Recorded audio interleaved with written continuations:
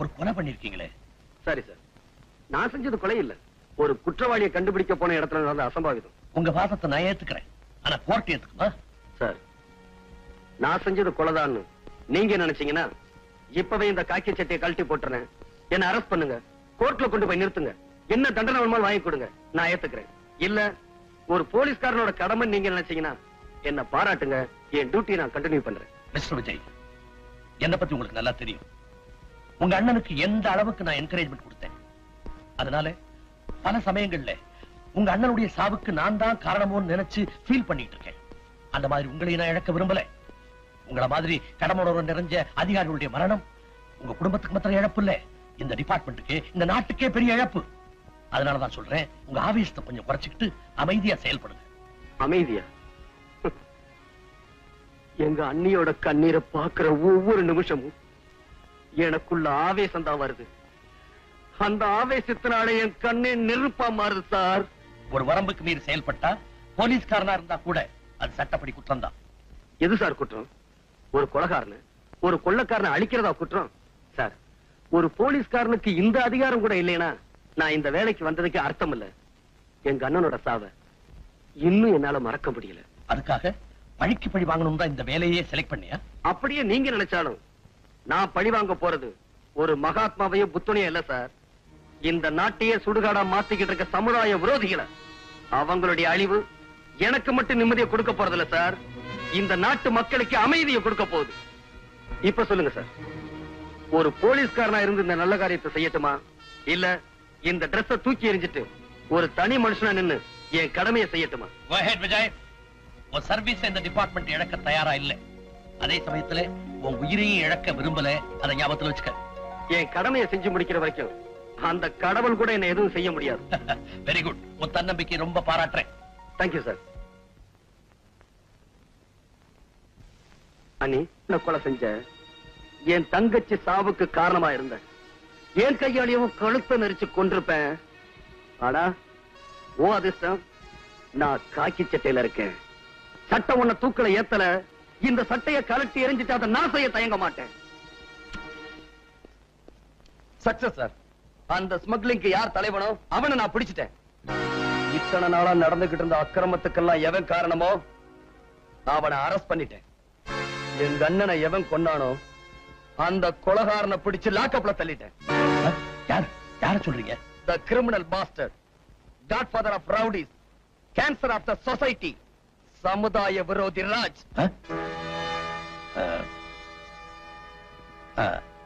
அவனை எப்படி பிடிச்சீங்க? என்னையும் கொலை செய்ய அவன் திட்டம் போட்டிருந்தான். அந்த திட்டத்தோட எதிரொலிதான் உங்களுக்கு கிடைச்ச இன்ஃபர்மேஷன். அது உங்களுக்கு புரியல, நான் புரிஞ்சுக்கிட்டேன். அவன் என்கிட்ட மாட்டிக்கிட்டான். சார், இந்த காக்கி சட்டை போட்டிருந்ததுனாலதான் அவனை உயிரோட விட்டுட்டேன். இல்ல அந்த கொலைகாரனாய சல்லி சல்லி ஆக்கியிருப்பேன். காம் டவுன், ஐ சே, காம் டவுன். இப்ப அவன் எங்க வச்சிருக்கீங்க? என் ஸ்டேஷன் லாக்அப்ல தான் சார் இருக்கான். அவனை சும்மா விடக்கூடாது. கோர்ட்ல நிறுத்தி அவனுங்க கூட்டாளிங்க யாரு, அவனுக்கு யார் பேக்ரவுண்ட், அவனுங்க எங்க இருந்தாலும் சரி, எந்த பதவியில இருந்தாலும் சரி, சட்டத்துக்கு முன்னால அடையாளம் காட்டி தூக்கலை ஏத்தணும் சார். அப்பத்தான் இங்க எரிஞ்சுக்கிட்டு இருக்க நெருப்பு அணையும். Don't get excited. மேல நடக்க வேண்டியதெல்லாம் நான் பாத்துக்கிறேன். நீங்க என்ன செய்றீங்க? பக்கத்து ரூம்ல போய் அமைதியா உட்கார்ந்து அங்க என்ன நடந்ததோ அதை டீடைல்டா ஒரு ஸ்டேட்மெண்ட் எழுதி என்கிட்ட கொடுங்க. போங்க.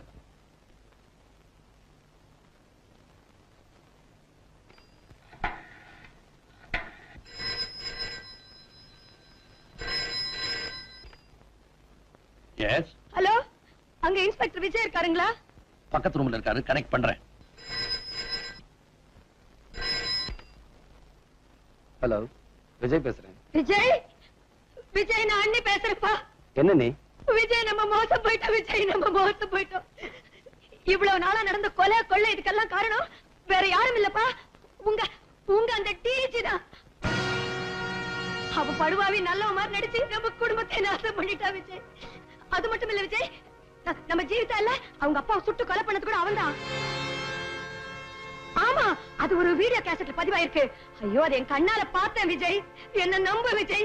விஜய், அது மாத்திரம் இல்ல, அந்த கேசட்டுக்காக நம்ம ரேவதிய அந்த பாவிங்க கொன்னுட்டாங்க. ஆமா, அது இங்கதான் இருக்கு, வீட்டுல தான் இருக்கு. ப்ளீஸ் நீ இப்பவே தயவு செஞ்சு வாயே, வந்துறேன் ப்ளீஸ். இதோ வந்துட்டேன்.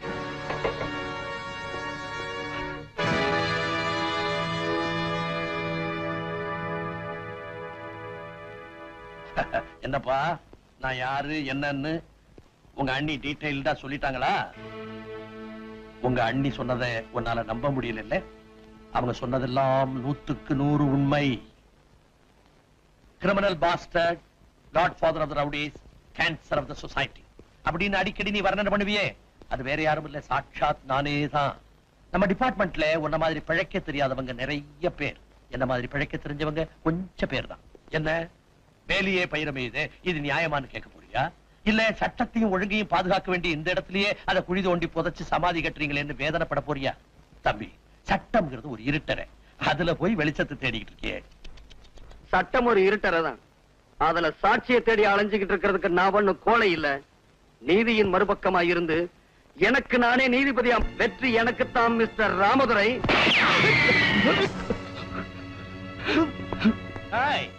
சட்டம் பேசுற சின்ன பையன், உன் கொட்டத்தை அடக்கி இந்த நாட்டுல எங்க பட்டத்தை பறக்க விடுறேன் பாடுற.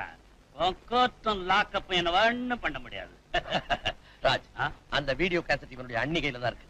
அத உடனே நாம கைப்பற்றி ஆகணும், இல்லைன்னா நம்ம எல்லாருக்குமே ஆபத்து. உண்மையை தெரிஞ்சுட்டு அந்த பொண்ணு உயிரோட இருக்க கூடாது. அவள் நான் தீர்த்து கட்டிடுறேன், இவனை நீ கவனிச்சுக்க. கவலையே படாது, அவனை நம்ம ஃபேக்டரிக்கு கொண்டு போய் சமாதி வச்சிரு. இவன் அண்ணி டெட் பாடியோட நீ அங்க வந்து சேரு.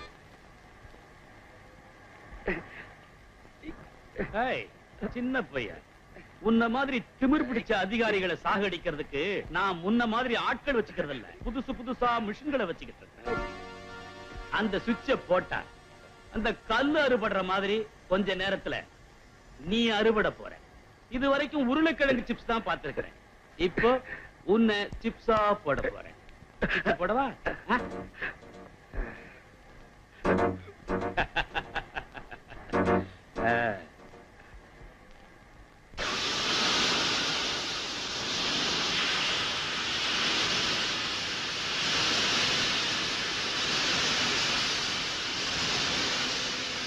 குட்பைடா சின்ன பையா.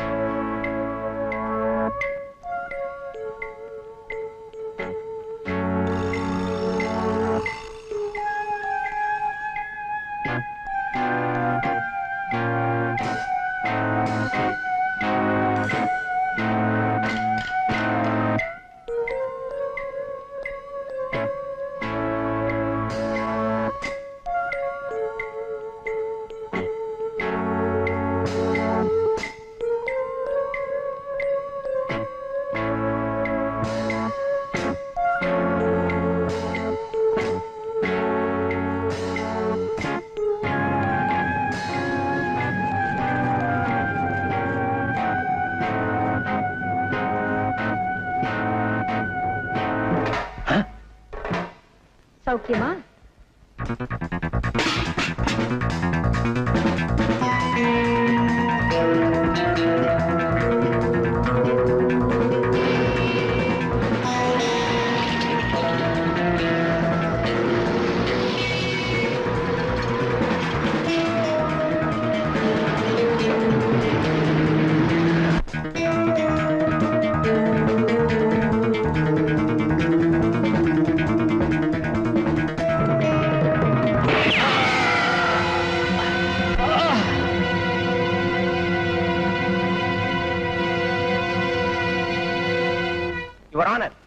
மிஸ்டர் விஜய் செஞ்ச கொலைகளுக்கு கணக்கே கிடையாது.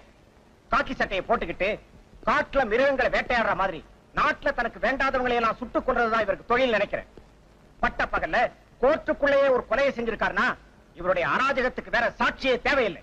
ஆகவே இந்த கொலைகாரனுக்கு அதிகபட்ச தண்டனை வழங்க வேண்டும் என்று கேட்டுக்கொள்கிறேன்.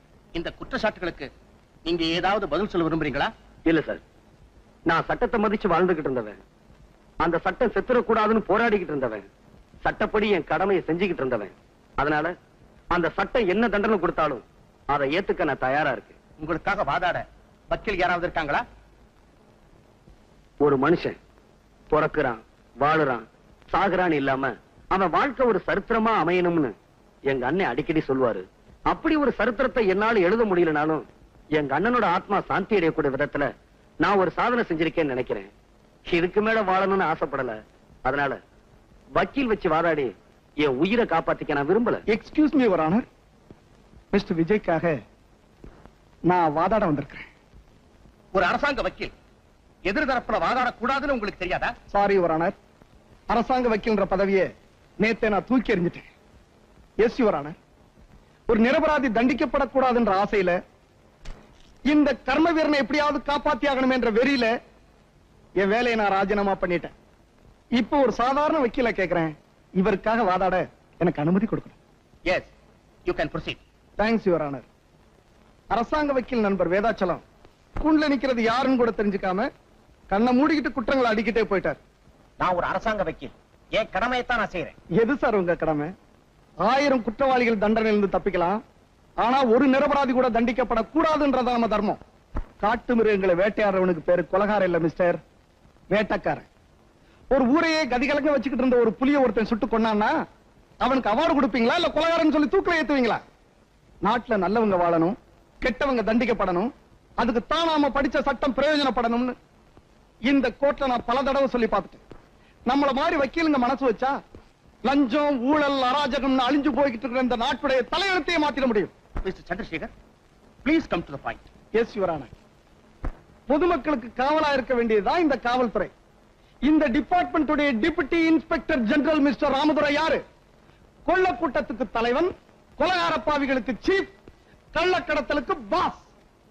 யுவர் ஆனர், டிஐஜி ஆபீஸ் என்ன மக்களை பலி கொடுக்கிற பலிபீடமா இல்ல கள்ளக்கடத்தல் சாமான்களை எல்லாம் போட்டு அடைச்சு வைக்கிற கோடவுனா?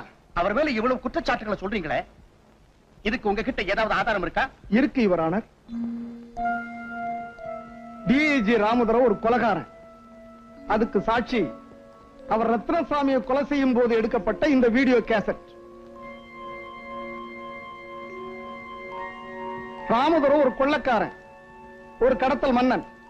இதுக்கெல்லாம் சாட்சி இந்த ஃபைல்ல இருக்க ரெக்கார்ட்ஸ்.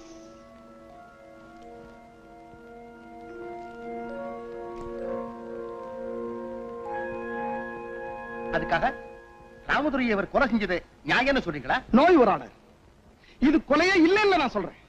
ஒரு தனி மனுஷன் கையில கத்தியோட ஒருத்தனை வரட்டிட்டு போய் வெட்டி கொண்டா அது கொலைன்னு சொல்லலாம்.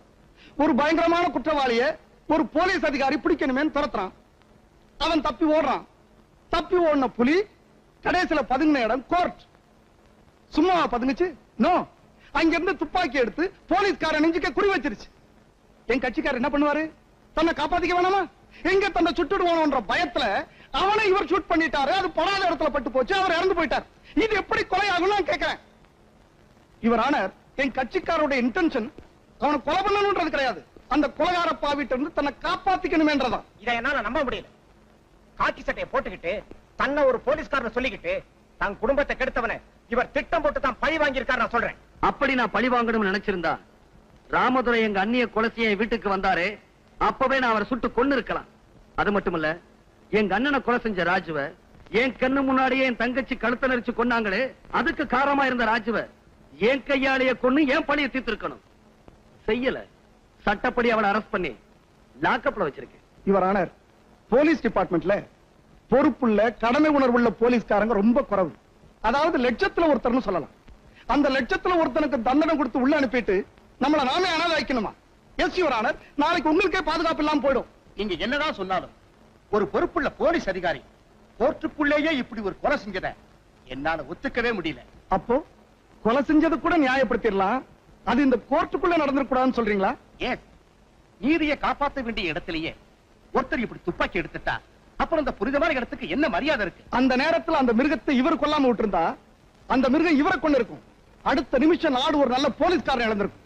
அப்படிப்பட்ட நிலைமையில ஒரு மனுஷனுக்கு தான் உயிரை பத்தி தான் நினைவு இருக்குமே தவிர தான் நிக்கிற இடம் கோயிலா கோட்டான்ற நிதானம் இருக்காது யுவரானர். ஆகவே யுவரானர், தன்னுடைய உயிரை காப்பாத்திக்கிறதுக்காகத்தான் இந்த சம்பவம் நடந்திருக்கின்றத தயவு செஞ்சு எண்ணி பார்த்து என் கட்சிக்காரர் இன்ஸ்பெக்டர் விஜய்க்கு மட்டுமல்ல, இவரை போல கடமையே பெருசா நினைச்சு வாழ்ந்துகிட்டு இருக்கிற மத்த போலீஸ் அதிகாரிகளுக்கும் ஊக்கம் தரும் வகையில தங்களுடைய தீர்ப்பு இருக்கணும்னு தாழ்மையா கேட்டுக்கிறேன்.